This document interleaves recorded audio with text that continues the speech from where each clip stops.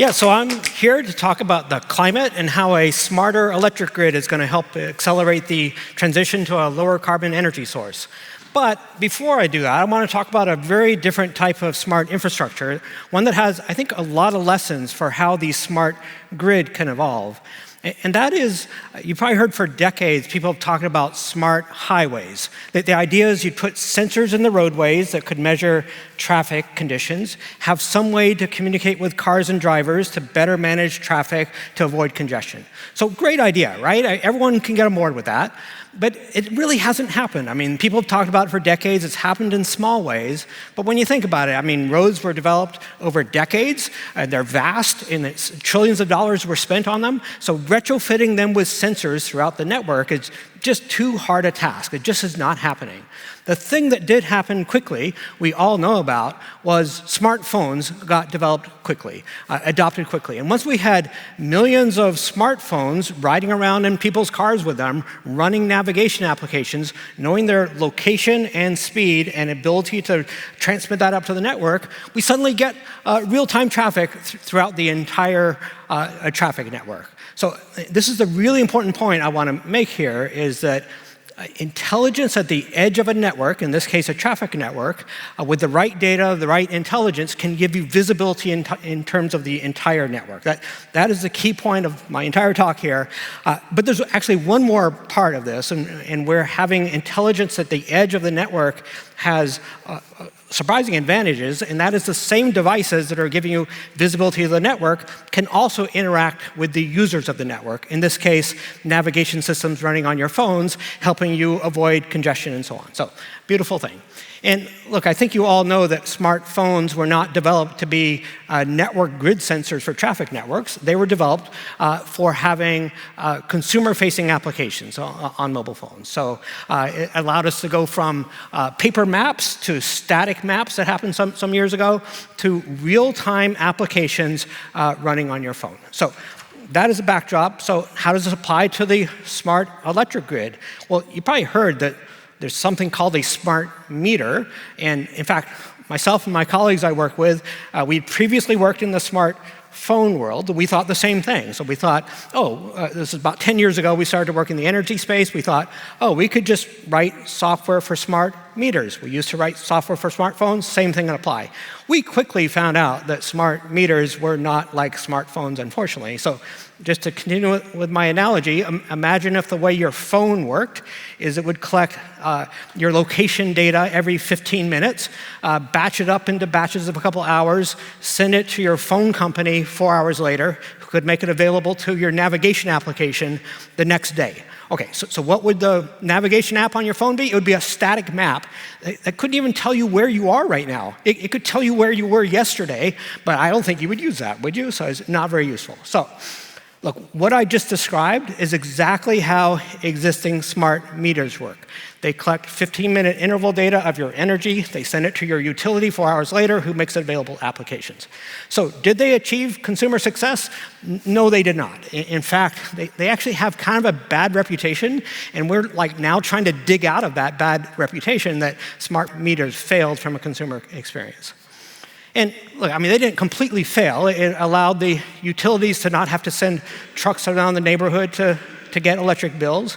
It made it so you could actually see your energy use yesterday, maybe slightly better than seeing your location yesterday, but it's still not that useful to see your energy use yesterday.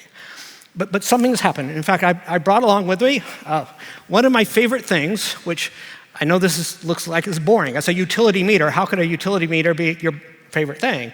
Well, the thing about this one is even though it looks like the one that might be on the outside of your house, it's rather special, and I'll tell you about it. Let me just put it down for a minute. Because the reason Google Maps or a mapping application works on your phone is really three things. The phone has the ability to run software, so it's not just a data collection application. It can actually run software. It has better networking. It has real-time networking. In fact, smartphones developed in conjunction with cellular data networks, and that's how we are able to interact between the phone and other systems. And most importantly, has access to the right real-time data. In the case of your navigation application, real-time GPS data is what drives that application. The same is true for other applications with other sensor data. So that is why phones support all these applications. And this meter, the meter that I just showed you here, is the same in the energy space. So it has ability to run applications. You can connect this to your consumer Wi-Fi for better networking. And on the data side, instead of energy measurement every 15 minutes, it has full current and voltage waveforms, sorry for the techie stuff, about the energy coming into your home. So it's actually, this is processing 50 million times more data than previous generation meters. So what can you do with 50 million times more data? Well, you can make, first of all, you can make real-time consumer-facing applications. So utilities that are rolling these things out now are, for the first time ever, able to provide consumers with a real-time view of energy in their home. And when you do that, people can understand how energy is used in the home, and most people can actually go find a couple ways that they could save energy just by replacing something or not using something quite so much. So that is the key, and this is showing what the devices are. This is actually based on a technology called load disaggregation that was developed here at MIT 30 years ago. The idea is you measure the power in a detailed enough way, and you figure out the unique fingerprints of the different devices. That allows you then to know, not perfectly, but you can increasingly know what's going on in the home just from the energy signatures. So again, that was done 30 years ago. We had to wait 30 years for the infrastructure to be available to actually run this, and these are happening now.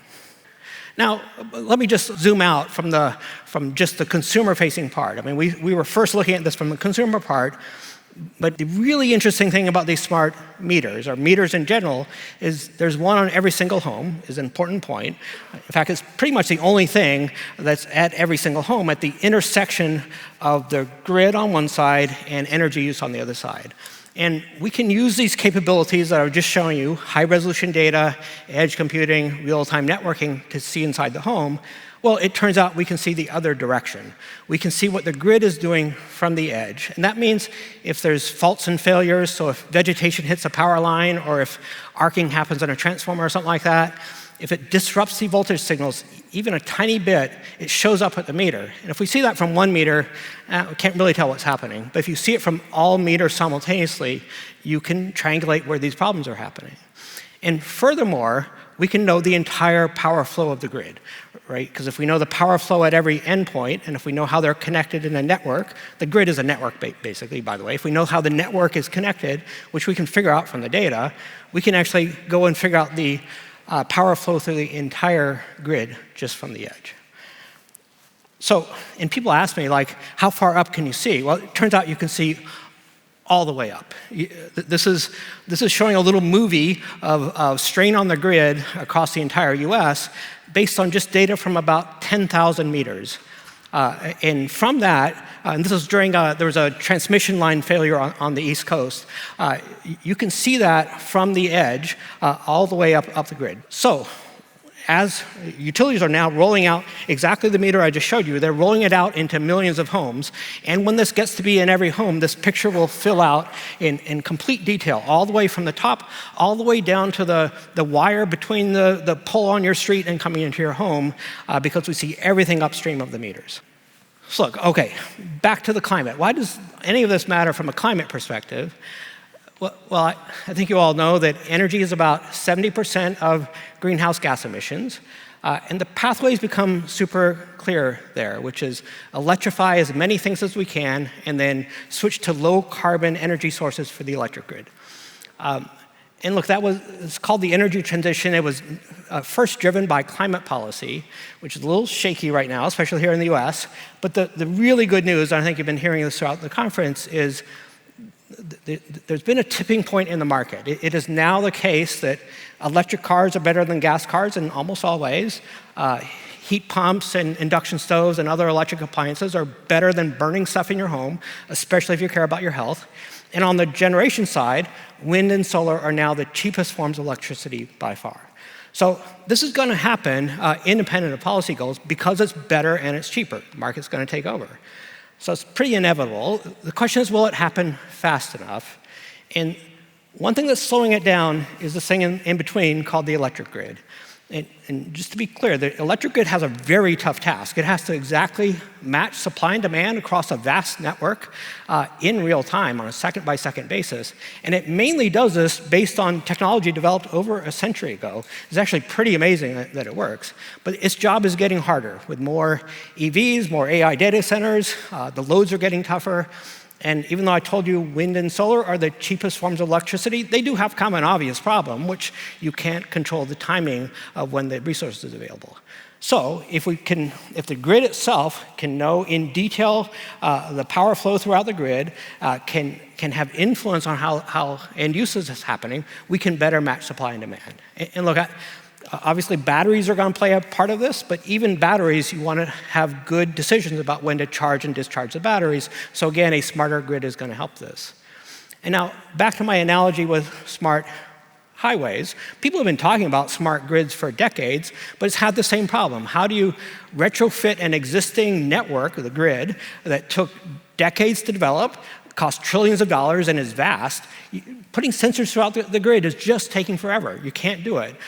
But I'm hoping I'm convincing you that these little, what used to be boring meters are now the key to this, because again, they're at the intersection of the grid and the users of energy. So they get both the benefit of seeing the entire grid in real time, and that other point I made about your smartphone, they can also influence the loads themselves. So kind of the future is your meter should see the entire grid. And it can have software in the meter that can talk to software in your EV or your hot water heater and so on, and make much better decisions about when to charge your car, when to heat your hot water, based on the conditions on the grid. And look, I've mainly been talking about this, and most people think about this, about avoiding problems, avoiding congestion and so on. But there's starting to be a much more positive flip side to this, which is solar and wind are now so inexpensive, it makes sense to build a lot of it. And when you build a lot of it, you have excess capacity during the sunny and windy times of the day. So in fact, we're already seeing this in Australia. Like Australia is pretty far ahead in terms of adoption of solar especially. And there's times in the day now, quite consistently, that there's way more solar than is needed to power what's needed.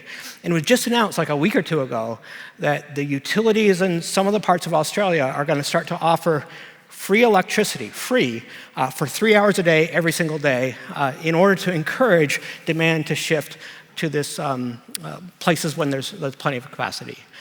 And look, that's still the consumer having to worry about things. So the future we think is going to happen is you should just be able to plug in your car wherever it's parked, and your car should negotiate with the grid through their smart meters to figure out the best time to charge your car. And look, I've been talking about cars. It's not just cars. There's a number of things in your home where you don't care when the energy gets used. You only care about the result. So heating the hot water, cooling the house, other things like that should just be done through automation, meaning software in the devices, talking to the grid, and making things happen. So look, I think this is a very exciting time. And again, I want to give credit to my boring little meter here, that this little thing is going to be the critical piece of infrastructure that allows this energy transition to happen in a quicker way. So when you're home and you see one in your house, unfortunately, I got to say there's one difference with smartphones. You can't go to stand in line at your local smart meter store and hope to get one. You got to kind of wait. But I hope for the first time ever, you'll be looking forward to when your utility adds a new meter. I don't think that's ever happened before, but it can. And certainly, if any of you work in the utility industry, please pay a lot of attention to the power of intelligence at the edge of the grid. Thank you very much.